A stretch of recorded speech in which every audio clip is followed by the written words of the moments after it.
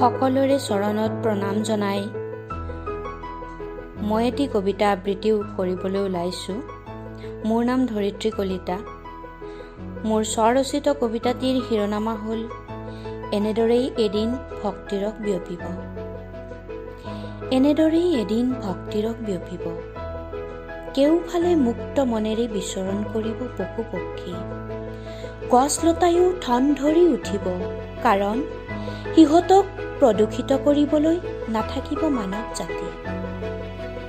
মানৱ জাতিয়ে নিজৰ প্ৰাণৰ তাৰণাত আবদ্ধ হ'ব পিঞ্জৰাহৰ দিশ চাৰিবেৰৰ মাজত।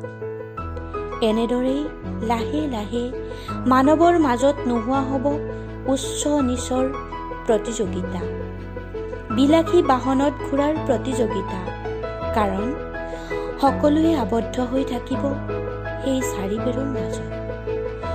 লাহে লাহে মানৱৰ মনবোৰো যে শুদ্ধ হৈ আহিব, আৰু সেইদিনাহে চিনি পাব ঈশ্বৰক, যিয়ে এই পৃথিৱী সৃজিছিল। লগে লগে মুখৰিত হ'ব হৰিৰ ধ্বনি, কেৱল হৰিৰ ধ্বনি।